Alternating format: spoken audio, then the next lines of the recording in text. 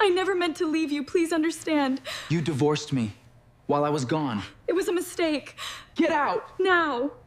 The heart monitor beeped once, then twice, then nothing.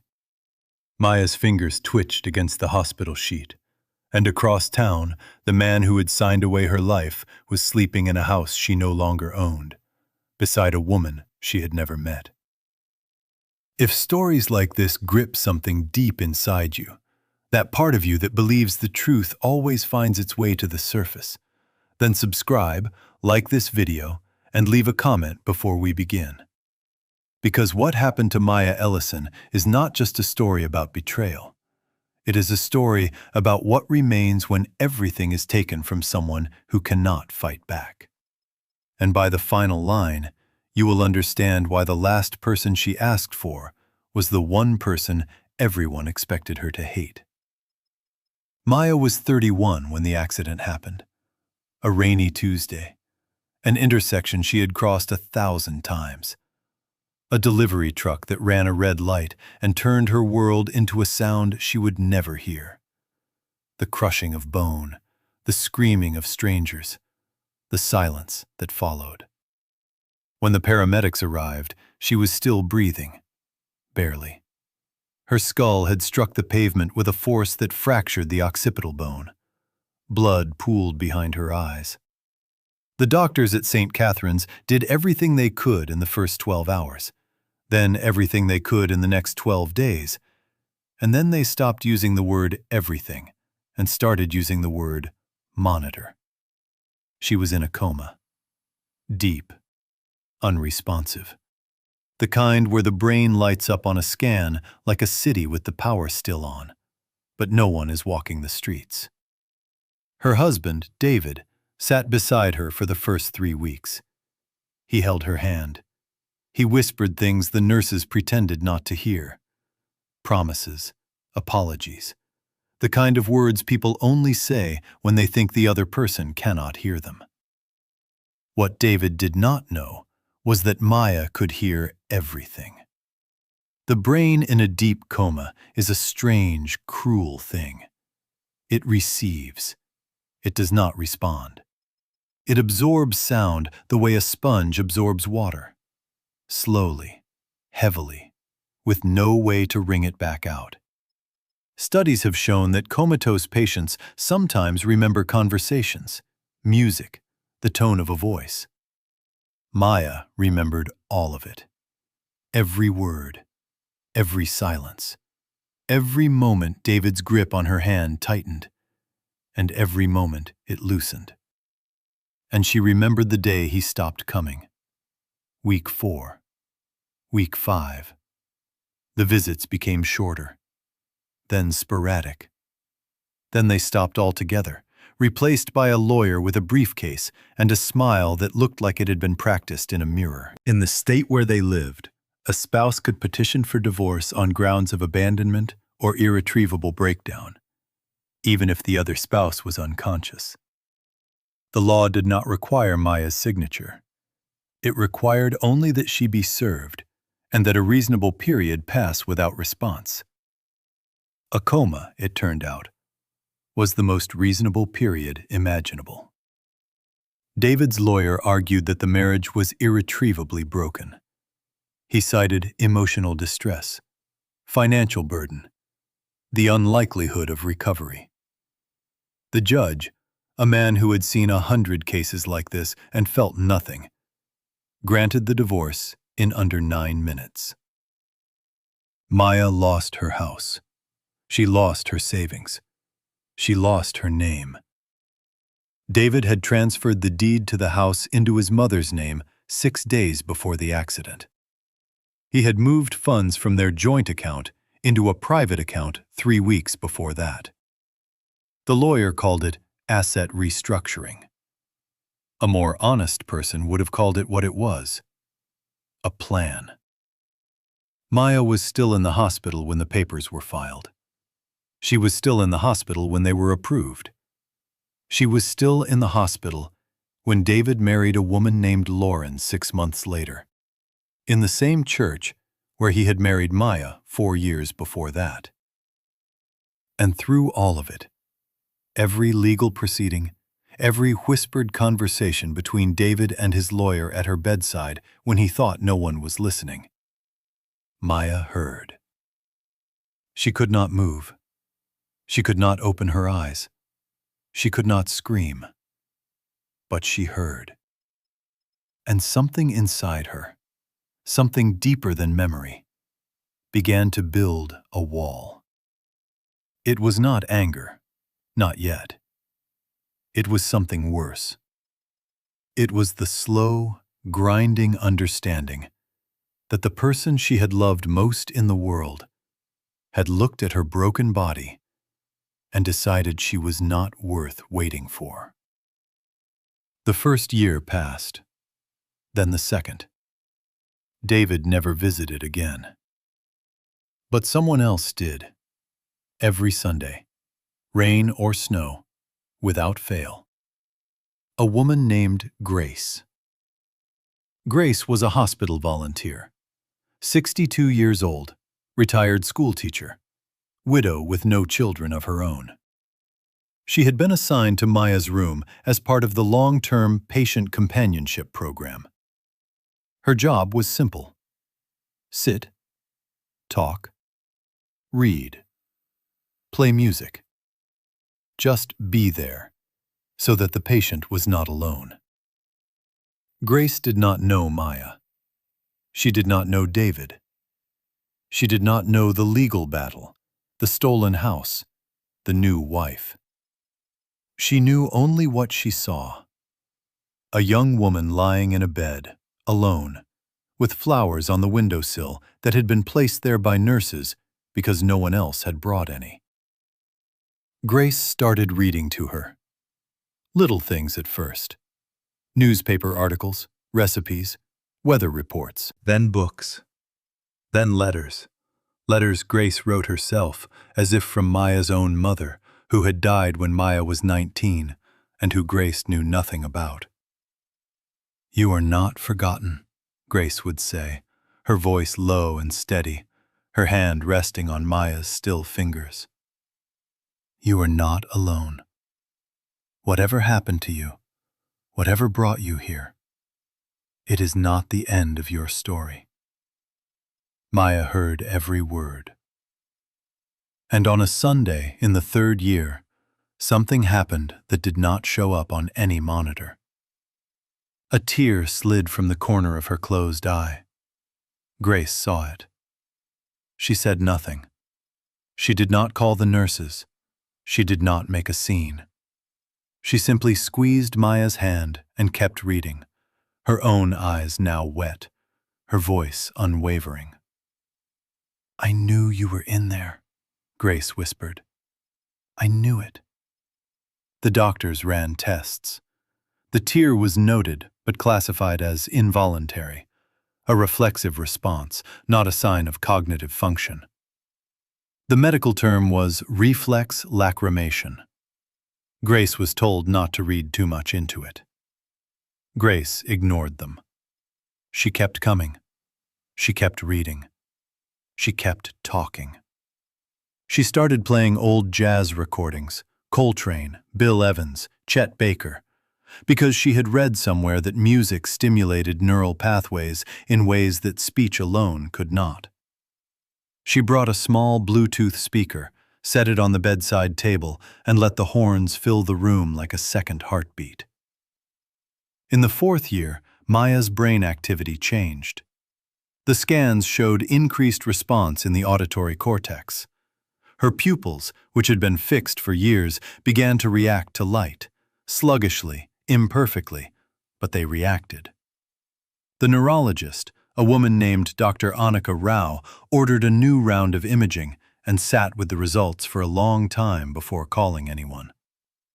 "This patient is not in a persistent vegetative state," Dr. Rao told the hospital board. "She is in a minimally conscious state. There is a difference, and the difference matters."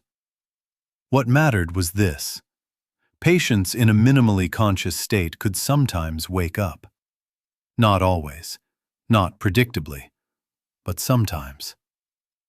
David was notified as next of kin, or rather, as the emergency contact still listed in Maya's file because no one had thought to update it after the divorce. He did not respond to the call. Lauren answered his phone and told the hospital that David was not interested in being involved anymore. Grace was not listed anywhere. She had no legal standing. She was a volunteer. She had no rights. But she had something no one else had. 4 years of Sundays. 4 years of reading. 4 years of holding the hand of a woman the world had forgotten. And on a Tuesday morning in the 5th year, Maya opened her eyes. Not all at once, not like in the movies. First, a flutter. The left eye, barely, like a window shade caught in a draft. Then the right. Then light, harsh, clinical, the fluorescent ceiling of a room she had been lying in for 1,826 days. She could not speak. Her vocal cords had atrophied. Her muscles had wasted. She weighed 94 pounds. She could not lift her head. But she could see, and she could hear. And the first face she saw was not David's. It was Grace's. Grace was there, as always, reading, a book open on her lap. She looked up because she felt something, a change in the air, a shift in the breathing pattern she had memorized over 4 years. Their eyes met. Grace dropped the book. "Maya," Grace said. Just her name, nothing else, because there was nothing else that needed to be said. Maya's lips moved. No sound came out. But Grace, who had spent 4 years learning to read the silence of this woman's face, understood. She turned her head slightly toward the door. A question, a request. Grace leaned closer. "Who do you want to see, sweetheart?" Maya's eyes moved again, toward the small Bluetooth speaker on the table.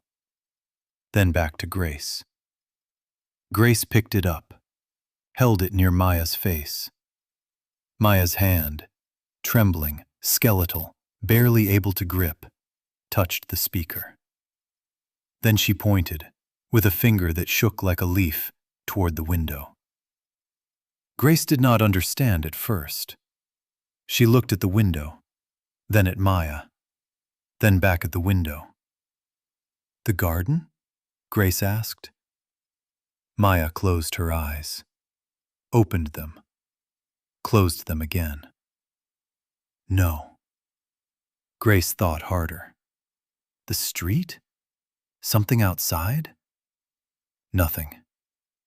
Then Grace looked at the speaker again, at the music, at the way Maya's finger was still resting on it. And then it hit her. Not the speaker itself, but what the speaker had been playing the last time before Maya opened her eyes. Chet Baker. Almost Blue. Grace's hand went to her mouth. Maya was not pointing at the speaker. She was pointing at the song. And the song, a song about someone who is almost gone, almost faded, almost destroyed but not quite, was pointing at something else. David. Maya wanted to see David. Not to forgive him, not to confront him, not to beg for anything. She wanted him to see her eyes open. She wanted him to know that she had heard everything. Every visit, every silence, every word his lawyer had whispered at her bedside, every transfer, every signature, every lie. She wanted him to live with that knowledge for the rest of his life. Grace called the hospital. The hospital called the number on file. Lauren answered again. This time her voice was different. Tight, controlled, like someone holding a door shut against a wind that was already pushing through. Maya is awake, the hospital administrator said. There was a pause. I'll tell him, Lauren said. David came 3 days later. He stood in the doorway of her room like a man standing at the edge of a cliff. He had aged. His hair was thinner. His jaw was softer. He wore a watch Maya had never seen and a ring that was not the one he had given her. Maya was sitting up, propped by pillows, a feeding tube still in her nose. Her eyes tracked him as he entered, clear, steady, fully present. He pulled a chair close, sat down, looked at her. Maya, he said. She said nothing. I don't know if you can hear me, he said. They said you might not be able to talk yet. I wanted to come.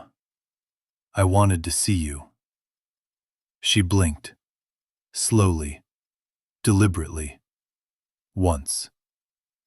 I know things got complicated, he continued, and the word complicated landed in the room like a stone dropped into still water.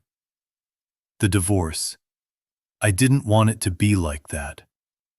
The lawyers handled everything. I should have been there more. I know that.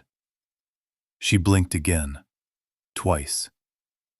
Can you understand me? Maya's hand moved, slowly, across the sheet, toward the small table beside her bed where Grace had left a notepad and a pen. The kind with a thick grip, designed for patients relearning motor control. Her fingers closed around the pen. It took her 10 seconds. Her hand shook. The pen touched the paper. She wrote 4 words. The handwriting was barely legible, the scrawl of someone relearning how to hold a pen after 5 years of stillness. But the words were clear enough. I heard everything, David. The room went silent. David stared at the paper. His face changed, not all at once, but in stages, like a wall developing cracks.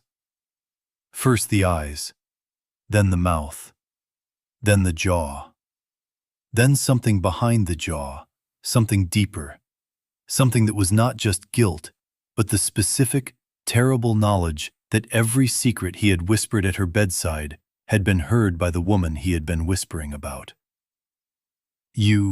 He started. She was already writing again. Slower this time. Each letter a fight. The house. The money. The new wife. I heard it all. David's hand gripped the armrest of the chair. His knuckles went white. Maya, I can explain. She dropped the pen. Her eyes locked on his. And in that look was something David had never seen from her in all the years he had known her. Not sadness, not rage, not the hurt of a woman who had been left behind. It was certainty. The certainty of someone who had spent 5 years in silence and used every second of it to understand exactly who she was and exactly who he was. I don't need you to explain, her eyes said, though her mouth could not. I need you to live with it. David stood up. The chair scraped the floor. He took a step back, then another. He looked at the notepad, at the feeding tube, at the Bluetooth speaker still playing Chet Baker softly in the corner, at the book Grace had left open on the windowsill, a novel she had been reading aloud every Sunday for 4 years. He looked at all of it, and for the first time in his life, David understood what he had actually done. He had not divorced a woman in a coma. He had abandoned someone who was listening. David left the room. He did not come back. Maya spent the next 8 months in rehabilitation. She learned to speak again, slowly, painfully, her voice rough and low, like gravel under a slow wheel. She learned to walk, to feed herself, to hold a cup without spilling. Grace was there for every session, every step, every fall and every rise. When Maya was discharged, she had nowhere to go. No house, no savings, no husband, no family. Grace drove her to a small apartment, 1 bedroom, ground floor, paid for by a fund the hospital had quietly set up after Dr. Rao shared Maya's story with a local journalist. The story went viral. Donations came in. Not millions. Enough for a year of rent, a wheelchair ramp, and a second-hand piano that Grace found on Craigslist and had delivered before Maya arrived. Maya sat at the piano the day she moved in.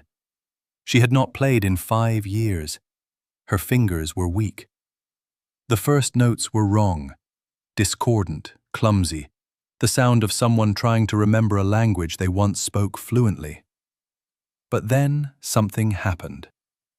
Her hands found a pattern, a simple one, a melody she had learned as a child, a piece her mother used to hum while cooking dinner, a Turkish lullaby that Maya had never been able to play without crying. She played it, all the way through, without stopping. And when the last note faded, she sat at the piano in her small apartment, in a life she had to rebuild from nothing, and she said her first full sentence since waking up. Not to David, not to the lawyer, not to the judge who granted the divorce in 9 minutes. To Grace. Thank you for not leaving. Grace sat on the couch across the room, and for the first time in 5 years, she let herself cry. 6 months later, Maya filed a civil lawsuit. Not for revenge, not for money, for the house, for the records, for the truth. The court found that David had fraudulently transferred assets prior to the accident, that the timing of the house transfer and the account withdrawals constituted financial concealment under state law. The divorce itself could not be overturned. It was final, legal, and done. But the asset transfers were reversed. The house was returned to Maya's name. David appealed. He lost. He appealed again. He lost again. Lauren left him 3 months after the second appeal, not because of the lawsuit, but because she had read the court documents, and in them she found the same thing Maya had found in a hospital bed 5 years earlier. A man who leaves when it gets hard is not a man who stays when it gets harder. Maya moved back into the house. She kept the piano. She kept the flowers Grace brought every Sunday. She kept the Bluetooth speaker on the kitchen counter, where Chet Baker played while she cooked dinner alone and did not feel alone. She never spoke to David again. She did not need to. The notepad from the hospital, the one with her handwriting, the 4 words that ended a marriage that had already been dead for years, she kept it in a drawer beside her bed. Not as a reminder of what he did, as a reminder of what she survived. Because the world took everything from Maya Ellison while she could not lift a finger to stop it. They took her house, her name, her money, her husband, her years. They took her voice and assumed they had taken her mind. But they forgot one thing. She was listening. And the woman who opened her eyes after 5 years of silence did not come back to ask for anything. She came back to show everyone, the husband, the lawyer, the judge, the system, the world, that a person who is silent is not a person who is gone. Sometimes, the quietest person in the room is the one who remembers everything. So here is the question that stays with you long after this story ends. If you were lying in that bed, hearing every word, unable to move a single finger, and the person you trusted most in the world walked away and took everything with them. Would you want to wake up? And if you did wake up, what is the first thing you would say to the person who stayed?